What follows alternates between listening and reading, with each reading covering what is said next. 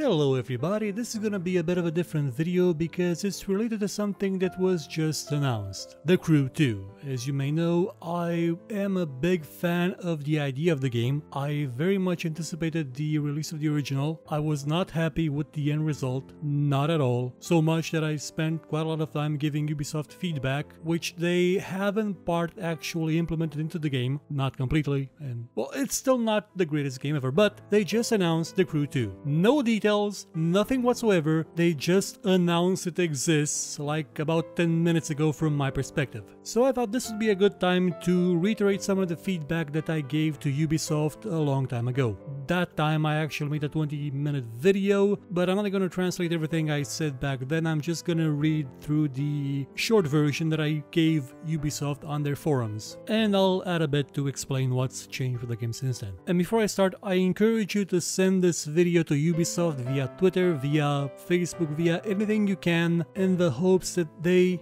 will at least be aware of the feedback that I keep trying to give them for the past 3 years. Okay, let's get started. Number 1, toning down the story. I'm not 100% against it, but it really doesn't fit a multiplayer game. Instead of Gordon Alex Freeman, basically, you could implement a custom driver option, male, female, ethnic, the works. Even add cosmetic upgrades for said driver that could be sold through an in-game shop, maybe even for real-world money, you know, microtransactions like you currently have with the crew credits. Remove NPCs that add to car performance. There is enough magic inflation of stats as it is, we don't need any more. Here's a suggestion that I'm gonna add now that wasn't in the original version. You know how Star Trek Online does its NPC crew? They have special abilities, they have unique skills that you can use, that you can call upon. You can have that, not just the predefined name, voice acted, motion captured characters and cinematics, but random characters, well, semi-random, that you collect over time in your crew that could give you extra abilities. For example, running interference with the cops when you're in a pinch, or tagging along with you in a race. Just saying, there are other options than just having NPCs give magic bonuses to your stats. Number 2, either remove microtransaction or embrace them and drop the price of the game to something that's more in line with a microtransaction based game. This is because Ubisoft has done this repeatedly with every game they've had since,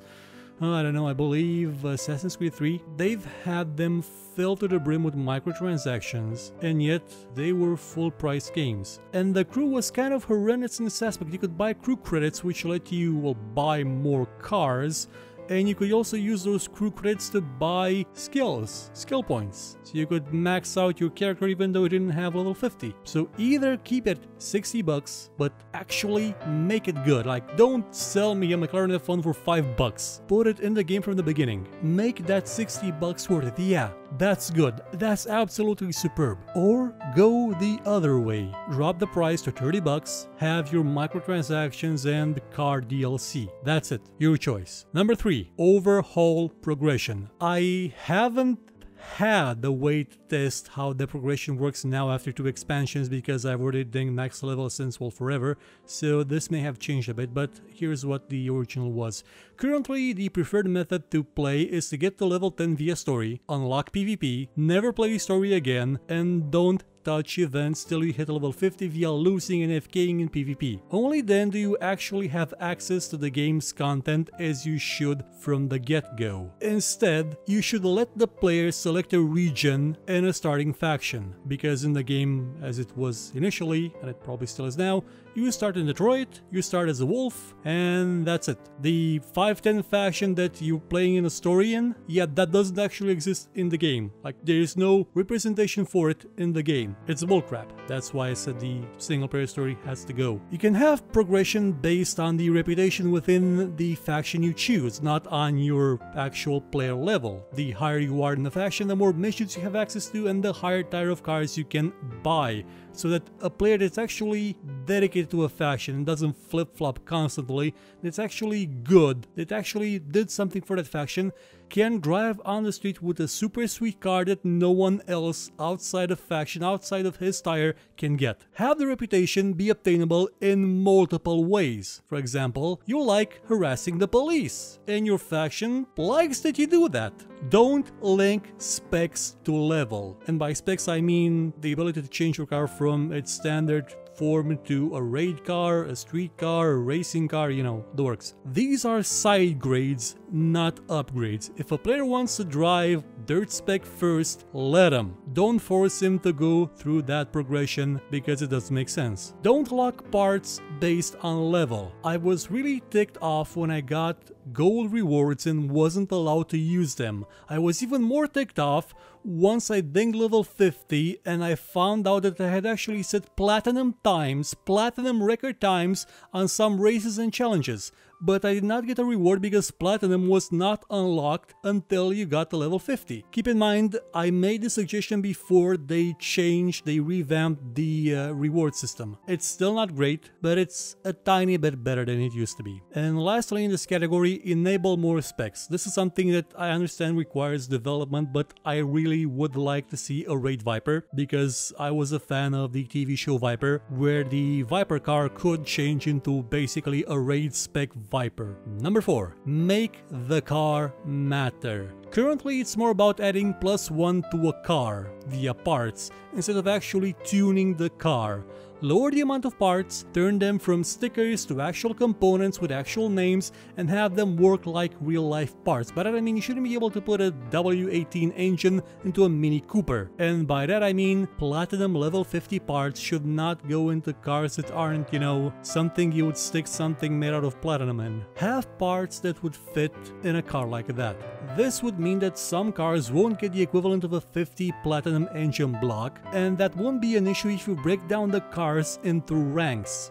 This is something that Need for Speed Online had, and it kinda worked up to a point. Have your low-end performance cars, mid-end, high-end, extreme-end, and differentiate between them in races, events, and challenges, such as if I, with my little tiny car, managed to pull off the best possible time in a race with it, better than anyone with that car has ever done before at that level of performance, have it still matter even though I'm racing against a Bugatti Veyron. And that's something that should be done in PvP and, you know, multiplayer races as well, because that's how real racing works. Real racing works by having cars of multiple classes on the same track racing at the same time and being classified according to their class. How about actually allowing tuning like ride height adjustment, aerodynamics, gear ratios, nitrous oxide formula, things that will make me tweak the car to behave like I want it to, like it feels right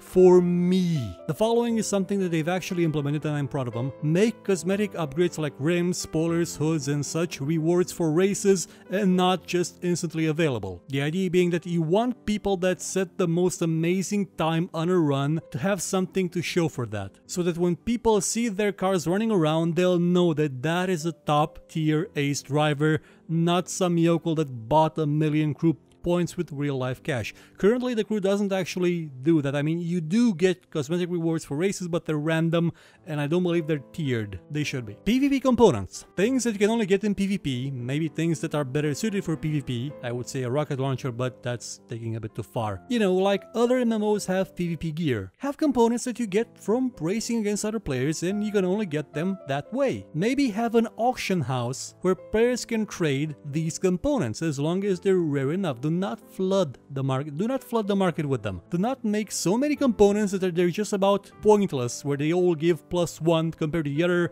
on a chart that goes from 1 to 1,000. No, have a few of them, have them be rare, have them create their own value. And we get to number 5. This is the one where they actually made a lot of progress and I'm proud of them. You hear that, Ubisoft and Ivory Tower? I'm proud of you. Drifting. Actual drifting competitions. They added this, though you do need the drift spec card and the expansion. It's okay because I suggested this as part of either a sequel or an expansion. Drag racing. Actual drag racing competitions. You've got a magnificently large Bonneville Salt Flats with just one speed challenge and no drag racing events. Again, something they added in the expansion. Though you need a drag spec car, you can't drag race with your normal car, which is kinda stupid.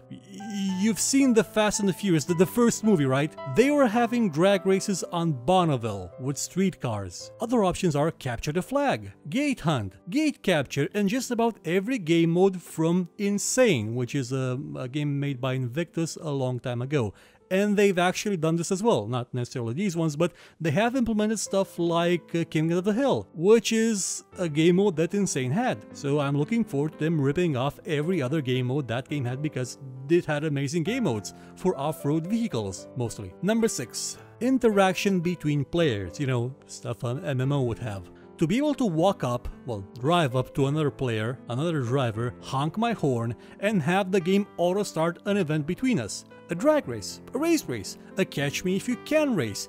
There's been single-player games that have done this. With the AI, why not an MMO? Let players make bets on these. Let them go utterly insane and bet their car, or at least bet parts, and money, and reputation even. Number 7. Non-invulnerable cars. The HP level of the cars used to be visible in the beta and the crew roster. Now it's not. I've crashed cars repeatedly into the Grand Canyon just to see how long it takes for them to explode, and just had them heal by themselves within a few seconds. They also don't handle worse after a crash. There's zero incentive for players to not run around like insane rabbits, smashing into everything. Give it a bit more realism, though that will also imply that you need to have a more grounded driving model, one that's not utterly insane at times, one that in the release version of the game was as broken as big rigs over the road racing because you could go at about 300-400 kilometers an hour just by going backwards with a Mercedes. It was insane. Number 8. No more instance races. We've got this massive open world and yet every race is an instance. Why? How are we supposed to make a cannonball run with 100 cars going from Miami to Seattle if we can only fit 4 people in it? Allow non-instanced races and allow them with any spec of car. Allow a raid to sit next to a circuit car at the starting grid, next to a dirt car, next to a street car, next to a perf car, next to a stock car. Stock cars, by the way, are completely shafted in the game. They get nothing. And let all these cars, all these players race their heart out until the end on whatever route they see fit. To keep them honest, have check areas, not points, but areas like a town, a landmark. Have pit stops where they can take a break for 5 minutes. Have optional objectives like outrunning the police, because they chose maybe to carry contraband in order to get more money from that event. Give extra rewards for not crashing into everything.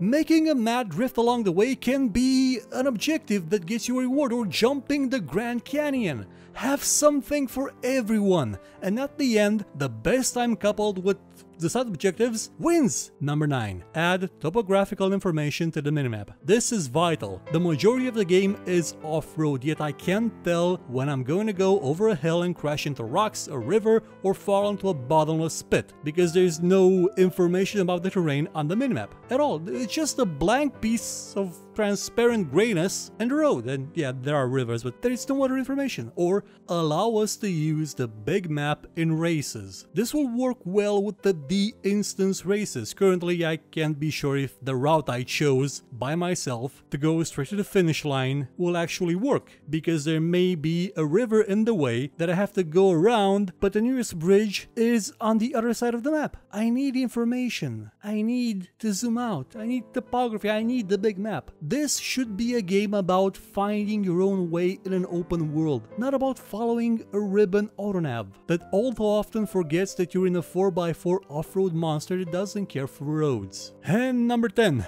This is a big one. Remove fast travel. This is a game about using a means of transportation as a main gameplay element. Fast travel completely undermines this. Removing fast travel puts the focus back onto driving onto the road, onto getting there, not being there. It's the journey, not the destination. If you couple this with a selectable starting point, you're gonna have a much better experience for a new player. Also, again, if you don't unlock the content along the way, and if I see a level 50 challenge, I'm gonna do it.